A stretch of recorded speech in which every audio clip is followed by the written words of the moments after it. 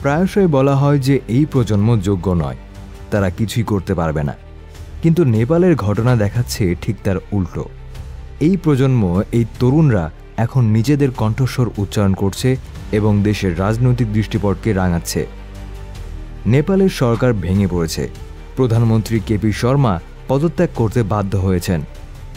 পরিস্থিতি এতটাই উত্তপ্ত যে প্রতিবেশী দেশগুলোর উচিত নেপালের অভ্যন্তরীণ বিষয়ে হস্তক্ষেপ না করা। সংসদ ভবনের সামনে ঘটে যাওয়া বিক্ষোভগুলো প্রমাণ করছে যে দেশের তরুণরা কখনোই চুপ করে বসে থাকবে না। বিক্ষোভগুলো মূলত শান্তিপূর্ণ ছিল। মিছিল শুরু হয় মাইতিঘর মণ্ডল থেকে সংসদ পর্যন্ত। কিন্তু পরিস্থিতি উত্তপ্ত হয়ে ওঠে যখন পুলিশ জলকামান, কাঁদুনে গ্যাস বা রাবার বুলেট ব্যবহার করা শুরু করে। ক্রমশ এসকেলেটিং পরিস্থিতিতে গুলি চালানো হয় এবং কমপক্ষে 4 জন বিক্ষোভকারী নিহত হন। এছাড়াও বহু মানুষ আহত হন। এই ঘটনায় দেখা যায় শান্তিপ্রিয় আন্দোলনও কখনো ভয়ঙ্কর রূপ নিতে পারে। প্রথম দিকে মিডিয়াতে বলা হয় সোশ্যাল মিডিয়া বন্ধ করা হলো বিক্ষোভের প্রধান কারণ, কিন্তু প্রকৃত সমস্যা আরও গভীরে।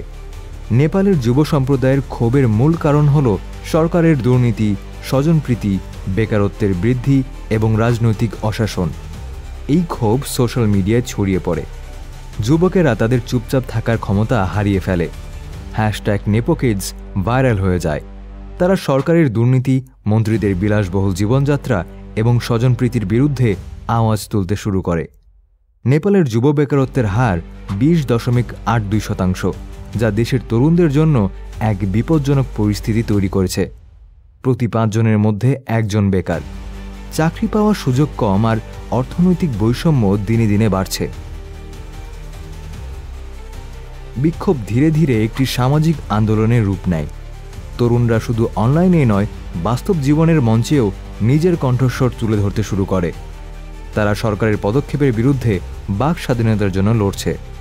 সামাজিক যোগাযোগ মাধ্যমকে চরমভাবে নিয়ন্ত্রণ করার প্রচেষ্টা তাদের আরও দৃঢ় করে। রাজনৈতিক প্রেক্ষাপটও কম উত্তেজনাপূর্ণ নয়। নেপালি কংগ্রেস এবং নেপালি কমিউনিস্ট পার্টির মধ্যে সংঘাত, প্রাক্তন মন্ত্রীদের দুর্নীতি এবং ছোট দলের মধ্যকার জোট রাজনৈতিক অস্থিরতা বাড়িয়ে দেয়। নেতাদের বিলাসবহুল জীবন এবং স্বজনপ্রীতি জনমনে ক্ষোভ সৃষ্টি করে। নেপালের অর্থনীতি ক্রমশ দুর্বল হচ্ছে। পর্যটন শিল্প ক্ষতিগ্রস্ত, কর্মসংস্থান কমছে, পরিবারের ওপর চাপ বাড়ছে। অনলাইন মেসেজিং অ্যাপ নিষিদ্ধ হওয়ায় তরুণরা নিজেদের যোগাযোগের স্বাধীনতা হারাচ্ছে। এটি শুধু সামাজিক ক্ষতি নয়, দেশের ভবিষ্যতের জন্যও বড় হুমকি। বিক্ষোভের চাপে অবশেষে সরকার কিছু পদক্ষেপ নিতে বাধ্য হয়। সোশ্যাল মিডিয়ার ওপর নিষেধাজ্ঞা প্রত্যাহার করা হয়। তবুও বিক্ষোভকারীরা শান্ত হয় না। প্রধানমন্ত্রী এবং অন্যান্য মন্ত্রীর বাড়িতে তাঁবু স্থাপন করা হয়। সেনাবাহিনী হেলিকপ্টারের মাধ্যমে পরিস্থিতি নিয়ন্ত্রণে আনার চেষ্টা করে। তবে সময়ের সঙ্গে সঙ্গে শাসক গোষ্ঠী বুঝে যায় দেশের নিয়ন্ত্রণ পুনরুদ্ধার আর সহজ কাজ নয়। এই আন্দোলনের প্রভাব শুধু রাজনৈতিক নয়, এটি তরুণ প্রজন্মকে শক্তিশালী করেছে। তারা বুঝতে পারছে সংগঠিত হলে তারা পরিবর্তন আনতে পারে। নেপালের ঘটনা প্রমাণ করে এই প্রজন্ম যোগ্য নয়, এই কথাটি মিথ্যা। এই প্রজন্ম পরিবর্তন তৈরি করতে পারে এবং তাদের বিদ্রোহ দেশের ভবিষ্যৎকে নতুনভাবে রূপ দিতে পারে। নেপালের তরুণরাও নিজেদের কণ্ঠস্বর উচ্চারণ করেছে। তারা আমাদের শেখাচ্ছে স্বাধীনতা, ন্যায় এবং দায়িত্বশীল নাগরিকত্বের জন্য লড়াই কখনো থামানো যায় না। তাদের এই শক্তি, এই উদ্দীপনা এবং এই একতার উদাহরণ আমাদের সবাইকে অনুপ্রাণিত করেছে। যদি ভিডিওটি ভালো লেগে থাকে তাহলে অবশ্যই লাইক, শেয়ার এবং সাবস্ক্রাইব করতে ভুলবেন না।